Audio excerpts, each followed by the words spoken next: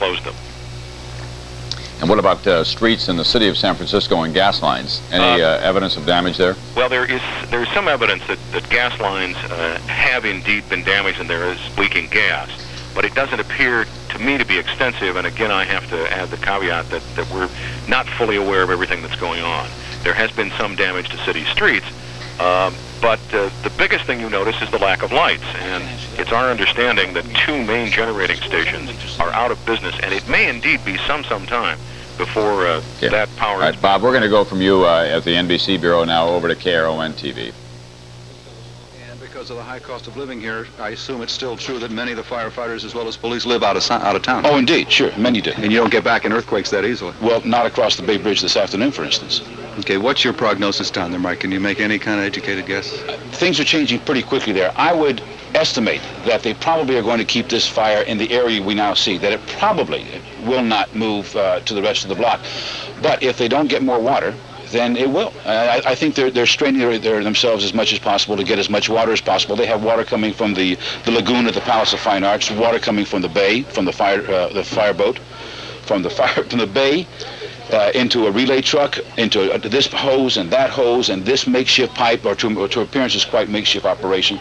It looks a lot like the Bucket Brigade must have looked in 1906. I am struck by 1906. In no way is this anything like it, and I don't mean to compare the two any more than I'm struck by how odd it is to have you describe this firefighting technique all these years later. It's pretty similar. This may be unfair. Do you have a handle at this point in time on casualty? I did not get to hear all your reports, so forgive me if I'm being redundant. I can't tell. I can't tell. I should mention, though, that there are early unconfirmed reports that the death toll may be as high as 40. We do know that at least five people were killed in the south of Market area where a brick structure crumbled onto people and onto cars. This is 40 Bay Area wide? As far as we know. 40 Bay Area wide, and was it 3 that was in Santa Cruz? 2 in Santa Cruz. 2 in Santa Cruz. We don't know. We know that 2 people in the Bay Bridge cars were crushed were alive the last we heard. We don't know about fatalities of the freeway that collapsed in Oakland. So that would put, unfortunately, the brunt of these deaths down at the fire in the marina. How do you mean the brunt of these deaths? Well, if we start subtracting from deaths we know of. Well, I think it's pretty dangerous to start adding and subtracting. I don't think, disparate reports that may be accurate here or there. No, these are the only confirmed ones we have. Yeah. I'm not making any more of it than that. I only say that because no one at the marina area told me about any injuries or deaths. It may be the people I was talking to arrived too late to see the injuries or the dead. But there's no talk of that there. No one is reporting that. We had reports as well that we passed on of buildings with gas leaks that exploded when the fire got close. Was that? Did you verify that while you were down there? No, I can't say that happened there. The people I talked to, the firefighters I talked to, simply don't know what happened. There is some, I don't want to call it disorganization, but there's not as much organization at that fire as you might imagine, as there would have been if there had not been an earthquake and the rest of San Francisco wasn't in turmoil and they only had one fire to fight. Primarily wood frame buildings, 2 to 6 stories, some stucco.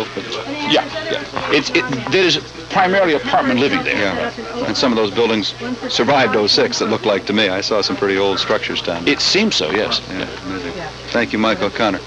That's confirmed just on the Bay Bridge. We're going to rotate now. That's the Bay Bridge. Cypress Bridge. All right, this is Cypress, 53 dead. I'm sorry, this is the Cypress, that is the on-ramp that goes to Highway 17 east of the Oakland Bay Bridge as it goes south to San Jose. 53 dead, 400 injured. The Cypress Bridge disaster is certainly that. This has been confirmed, by the way. This is not something that numbers we've been throwing around. Don Sharp, our engineering chief, was describing what he saw as he got off the Bay Bridge, and he said that when he got off, he saw that section just like a sandwich, and he did see. If you're not familiar with it, it's an upper deck going southbound, and underneath it, going in the opposite direction, is another deck. It's concrete, and it collapsed in pieces as the videotape. Oh, that's the most alarming news that we've had tonight. The Cypress Bay Bridge, which is going south to San Jose, and it's headed toward Candlestick Park. People may have been headed for the ball game at 5:04. It very likely had a lot of people on it. We think that this is the section that they're talking about. The upper section collapsed on the lower section. They're now saying 53 people confirmed dead.